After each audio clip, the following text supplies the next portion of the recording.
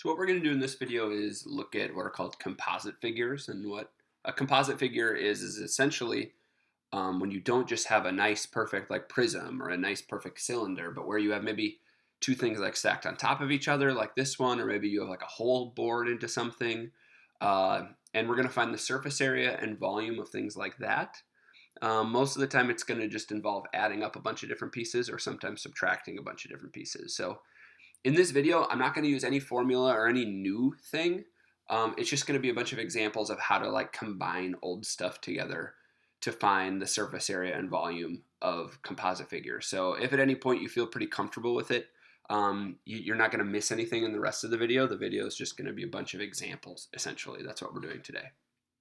So if you're looking at this piece and you're asked to find the surface area and volume, I think you can see clearly you have a rectangular prism on bottom and a pyramid on top. Now, all these problems work differently, but you're going to want to break them up into pieces. And most of the time, volume is actually going to be easier than surface area. So let's start there. Our volume is the amount of space that you could like fill all of this up with, like with air or with water. So we have to find the volume of the rectangular prism on bottom, and then we're going to add it to the pyramid on top. That's a pyramid, not a great picture. So the rectangular prism, the volume is base times height. The base is 6 times 6. The height is also 6. So 6 times 6 times 6 plus the pyramid, the base is a square, which is 6 by 6. The height is also 6, but with a pyramid, we want a third of that because our formula is 1/3 base times height. So 1/3 times 6 times 6 times 6. And that's volume. And at that point, it's just a calculator problem. Let's see what we get. I get something like 288. That'd be cubic meters. Great. Now, surface area is trickier because for surface area, you can't just take the surface area of the cube plus the surface area of the pyramid, because if you'll notice, you have two squares that are like touching each other, and those aren't even on the surface. Remember, surface area is only things you can touch. So by the look of it, we have a square on bottom, we have 4 squares kind of on the outside, but we don't count the square on top. So we have 5 of these squares, plus other things we can touch are 4 of the triangles.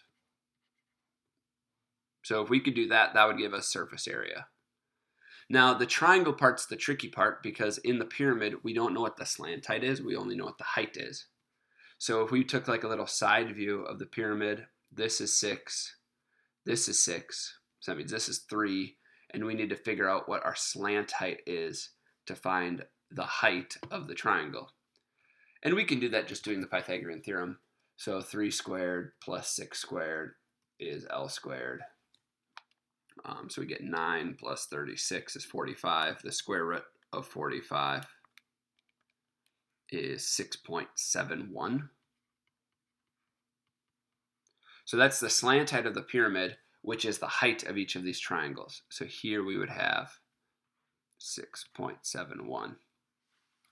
So now you've got 5 times 6 times 6 for the squares, plus 4 triangles, which is 1/2, times the base of the triangle, which is 6, times the height, which is 6.71. And all that together is going to give us our surface area. So 5 times 6 times 6 plus 4 times 1/2 times 6 times 6.71. We get something like 260.52. And that's in square meters for surface area. Now, the major danger, with all this is there's no formula. Like all these problems are going to work different. So if this was like a rectangular prism, not like a cube, you wouldn't just have 5 squares. You'd have to add up each of the individual faces. So you kind of have to take each of these problems like as their own problem. You can look at old problems to help you, but none of them are going to really be identical to each other. That's why I'm just doing this video. It's just a bunch of examples. So for example, this one, This is something we have no idea what it is. I mean, obviously it's a rectangular prism on top of a rectangular prism, but you'll notice it's kind of just like broken up into units. So the volume for this is also pretty easy. You can do this bottom rectangular prism plus this top little cube. We know since this is 2, this has got to be 1. So volume, you could do 1 by 2 by 3 plus this cube on top, which is just 1 times 1 times 1. So pretty quickly we get 7 cubic units. Now for surface area, that's all of the little square pieces that we can touch. So one cool strategy is you can just break this thing into squares. So you can kind of picture these like blocks, right? And now you're asking how many of these little square units, since they're all 1 by 1, can you touch? So I'm going to do the front and count the back and then kind of count the spline around the outside. So in the front, we have 1, 2, 3, 4, 5, 6, 7. In the back, we would also have 7, so that's 14.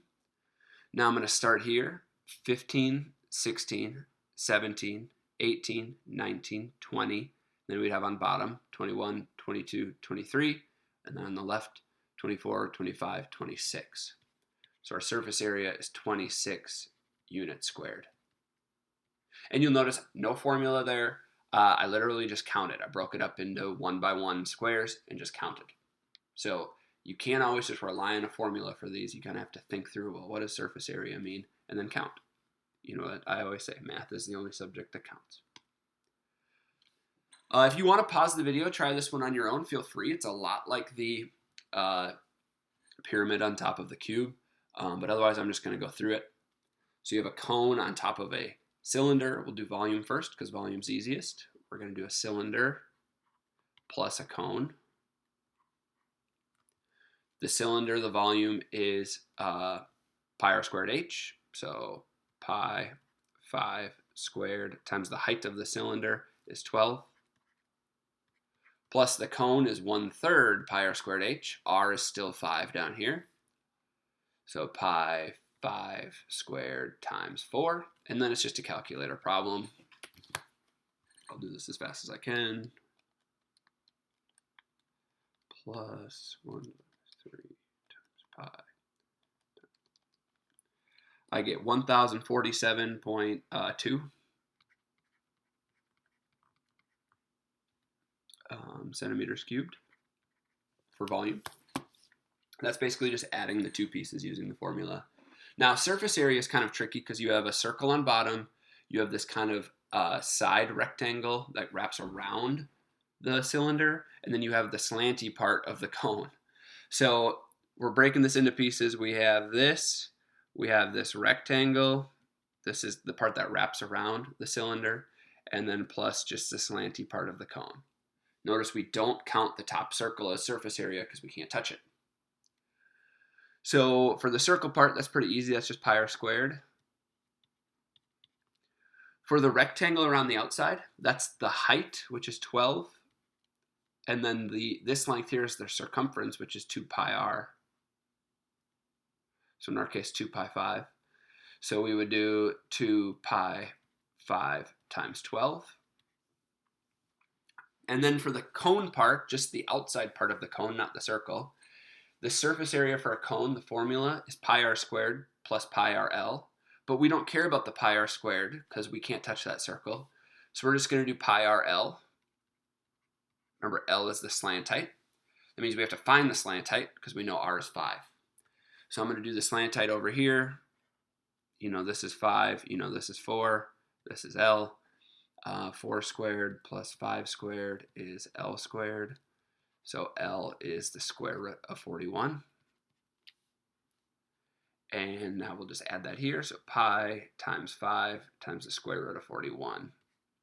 And then you can put all this into the calculator at once. So pi times 5 squared plus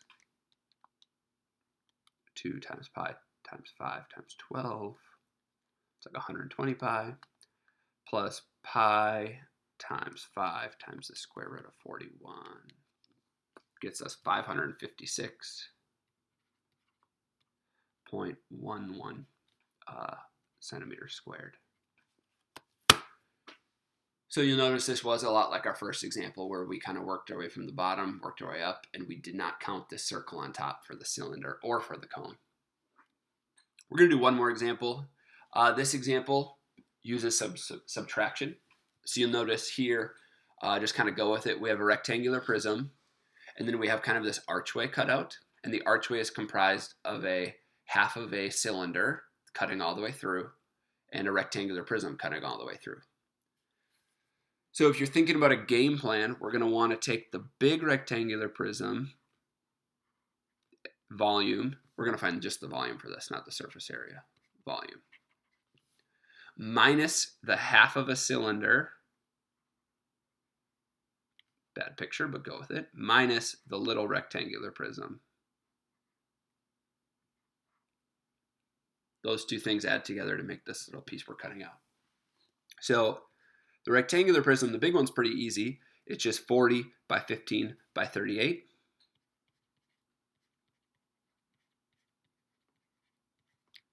Minus, we want half of a cylinder. A cylinder is pi r squared h. So pi r, in our case, we have to figure out what r is. Well, if we could figure out what the diameter is, that would help us. This is 10, that's 10, this is 38. So what's left in the middle? This has to be 18. So that means r would be 9. So pi r squared, pi 9 squared times h. H of the cylinder would be this length here, which is 15. Minus the rectangular prism part down here, which now we see is 12 by 18 by 15. And we'd be all done. I want to quickly go back if this was confusing. This length here is 18. So this length just over here is 9. And then this length going deep is 15. That's where these numbers came from. So now it's a calculator problem. We're going to get a really big number.